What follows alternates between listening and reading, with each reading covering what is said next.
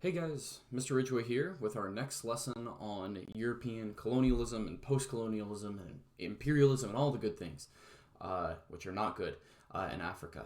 So here today we are going to be looking at our first case study of a very specific country and kind of using that as an example to look at some not only trends of colonization, which we've referred to before, but also then to ask some difficult questions about what it means for colonizers and colonized and things like that.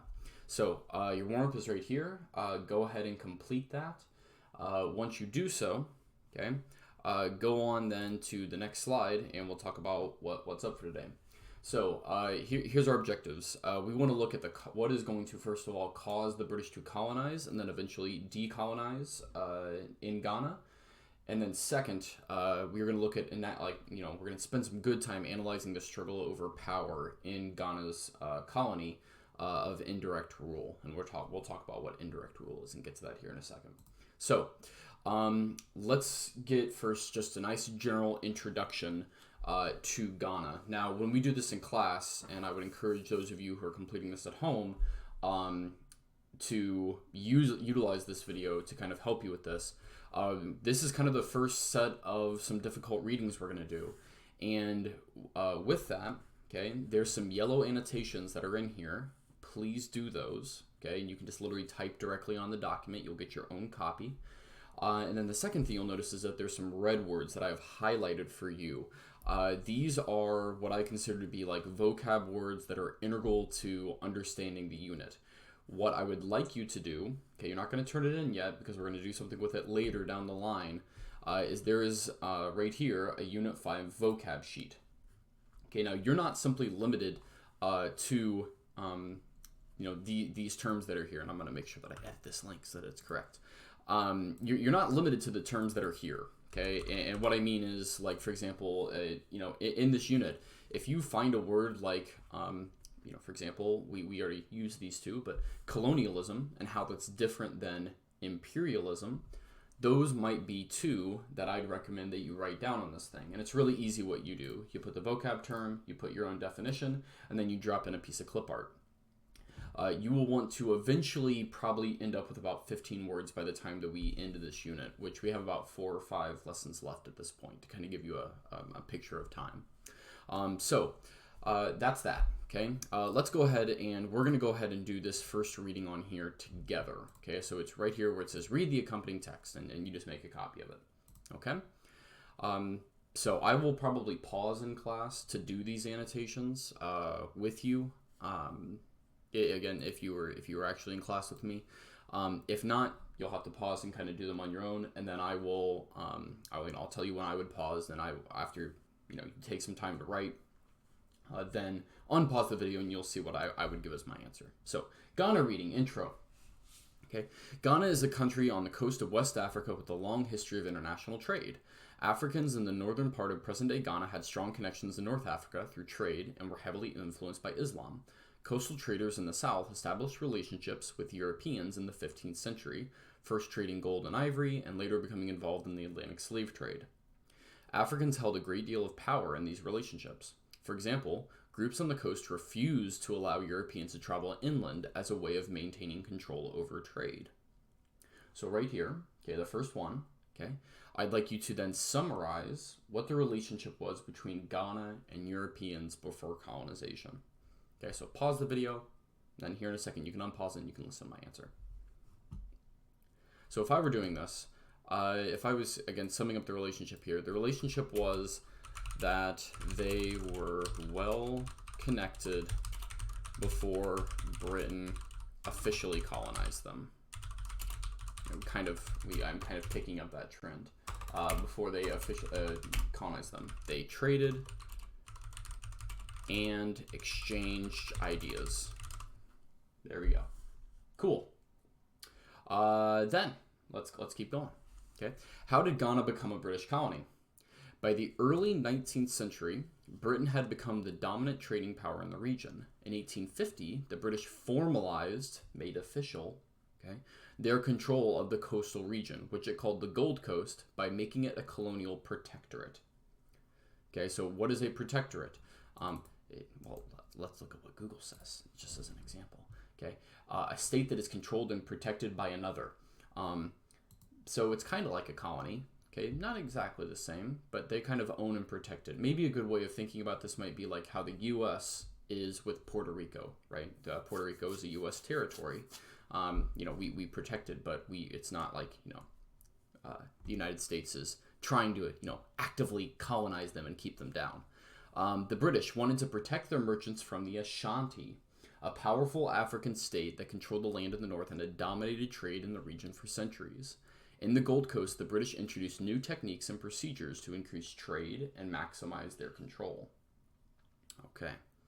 Africans continued to produce palm oil, mine gold, now in mines controlled by foreign companies, and collect ivory for export. But the railroad and system of roads built by the British made this trade more efficient. In the early 20th century, the British also encouraged farmers to grow cocoa. Cocoa quickly became one of the colony's top exports. Farmers could grow cocoa alongside their food crops, and the growth in trade led to an increase in the standard of living for many Africans. Unlike other colonies, Africans in the Gold Coast often worked for themselves or for other Africans. So let's just talk about some general trends that I'm picking up here. Number one, we haven't talked a single bit about any British military force showing up. Now that happens a little bit later when they try to kind of push the Ashanti back. But for now, a lot of it's about trade and goods and products like that. Okay, and you also notice here that the British are, despite being mostly constricted to the coast, they are kind of hands-offish is the way that I would describe it, and we'll talk about what that is. Now, right here, this little annotation, it says, finally watch this video and answer this question. Explain 2 ways that Ghanaians resisted British rule. Please watch the video. It's amazing. It's some really, really good stuff. And I'll just give a couple of examples. So, and again, pause the video, this one that you're watching right now, and watch this one if you haven't yet. So Ghanaians skimmed off the top when dealing with British goods. And they talk about that in the video, how about like they would throw, cargo overboard so that way they would go and collect it later. Things like alcohol, stuff that would be, easily preservable. And then the other one that I really love this example where they talked about Ghanaians invent transportation solutions that don't involve the British as a way to get around their control. Okay, so, and there were a couple examples they talked about this. So like one was like locomotives, they get around that. And then the other, the alternative to that was they use lorries, which are like cars. And then they come up with some other solutions as well that are worth mentioning in there and that are really, really cool. Right here, this right here is kind of where you can see a couple of early highlights about how they are resisting the British. They're subtle in some cases, like they're not openly, there's no violent rebellion at this point, and nor will there really get to a point where there's huge amounts of violence. Although, it gets complicated later. But we can see here that there's some ways that colonizers can fight back against being colonized. Okay, so. Right here, that was our first difficult reading to do.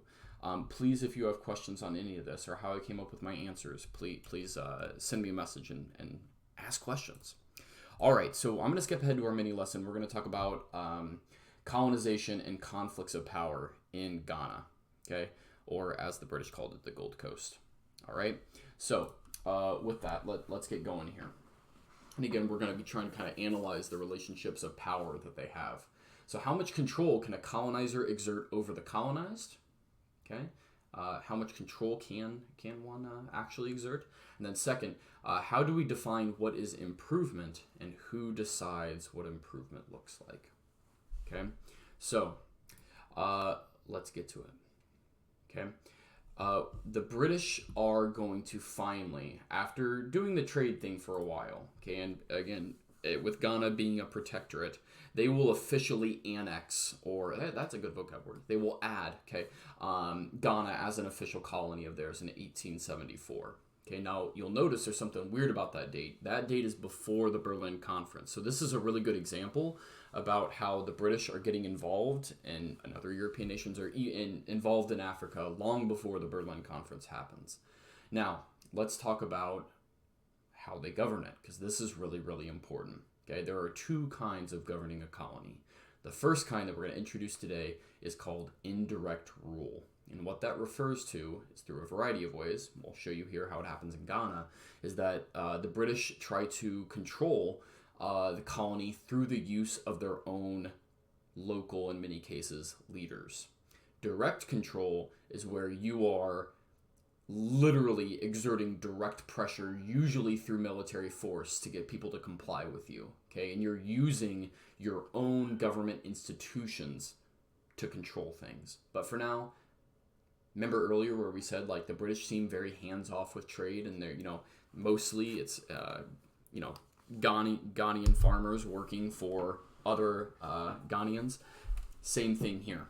Okay, it's indirect rule. The British are going to let Ghana run itself as a colony, except for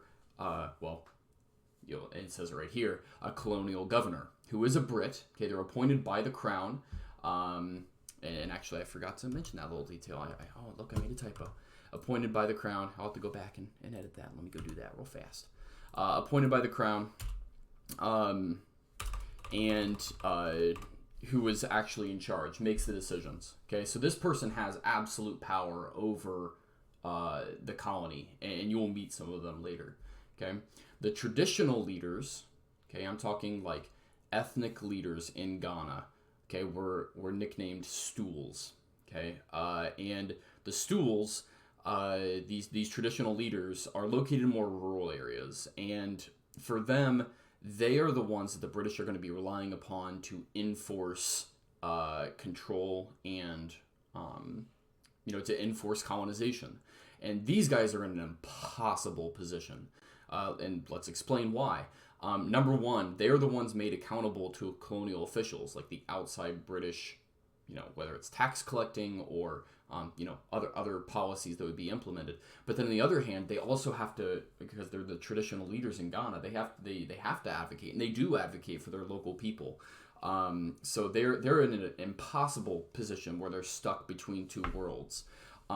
There is though one other group, and this group is worth mentioning, which is a group of educated professional Ghanaians who have spent some serious time in the last few centuries interacting with Europeans, and have become a small but yet powerful force to be reckoned with. And these are people who, if you look down here at some of the jobs, kind of make sense, like doctors, lawyers, teachers, merchants, people who have education like behind them, teachers literally, and they have some expertise in terms of being knowledgeable about how colonization works.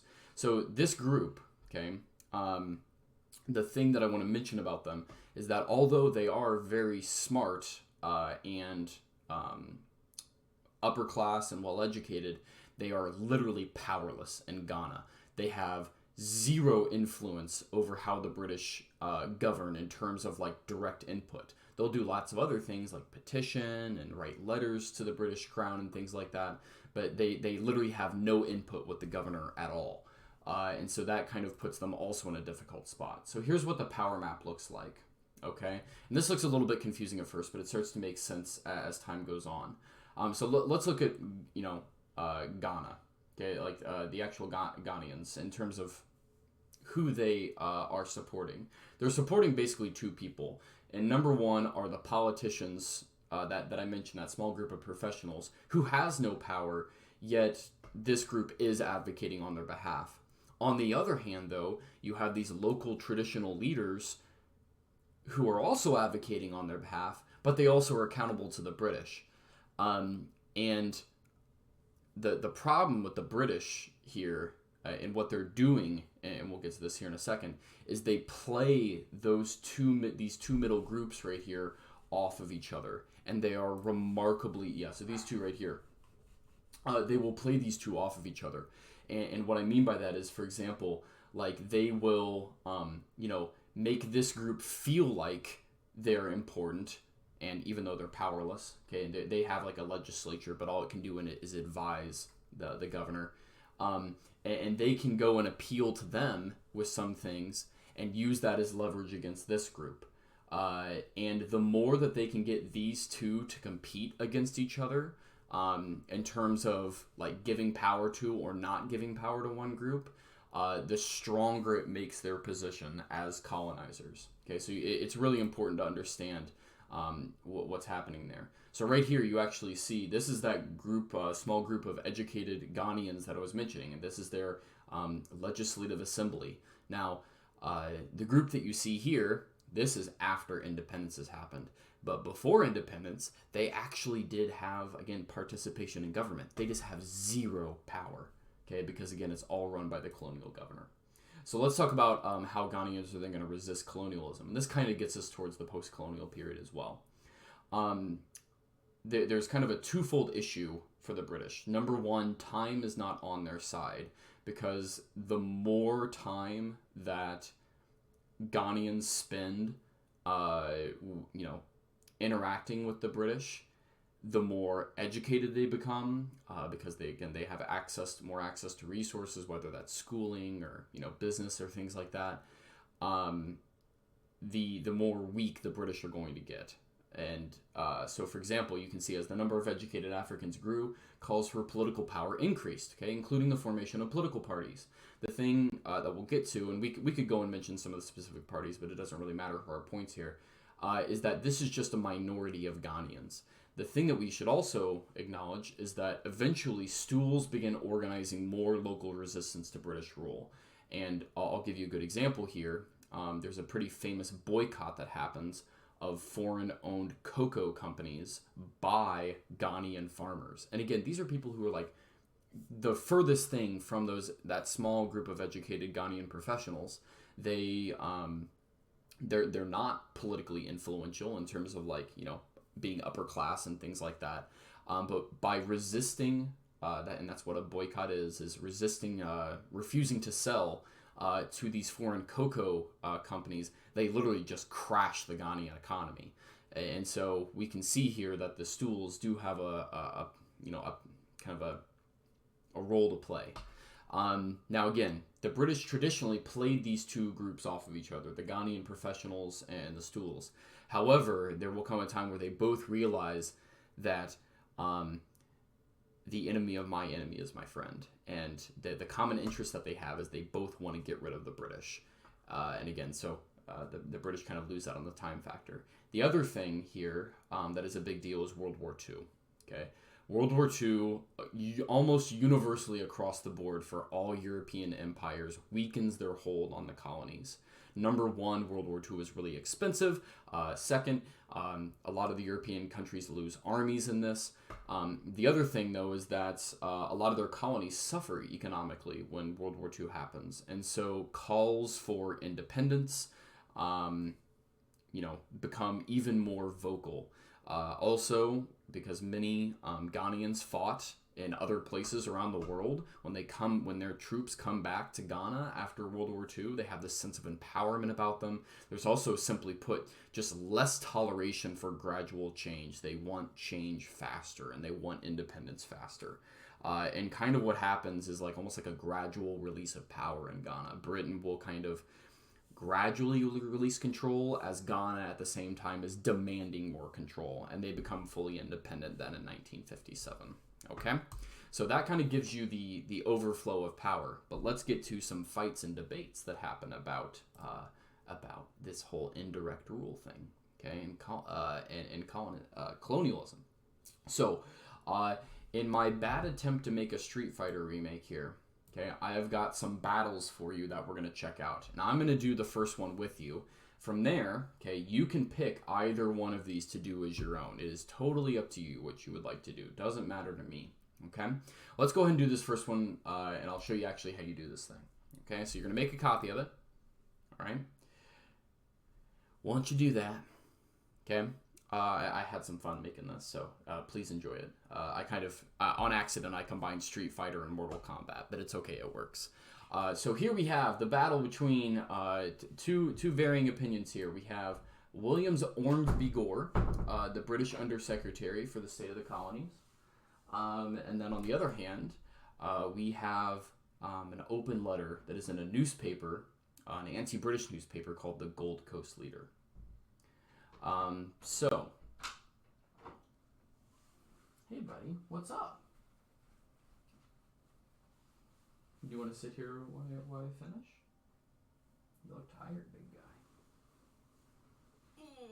Oh, you doing okay? You want Daddy to hold you? Okay. So let's go ahead and do a quick read through of this. Oh. Okay, so here's what our main man is going to write. Now, who this guy is, by the way, is this man in the picture. Okay, that is the Undersecretary for the of State for the colonies. So this is a very influential person in British government. So he writes, "It is the policy of the government, as far as the general administration of the colony is concerned, to rule as far as possible through these tribal organizations, and not to allow these to be undermined or overthrown by the destructive influence caused by the spread of alien civilization." So, what's happening here is you can see that he's trying to advocate for indirect rule. Okay, that's kind of my summary.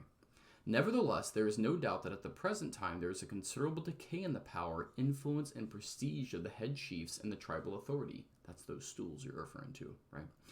This is in part attributed to the fact that the head chiefs no longer have the power of life and death, nor are they able to check disobedience by force of arms. So he's kind of saying here that in some ways indirect rule isn't working. But let's keep going. Apart from the fact that it had always been the policy of government to rule through the tribal organization, there is in fact no alternative course at the present stage in the development of the country. The people are closely attached to their stools, with the exception of a few people in coast towns, and are in no way ready for a change.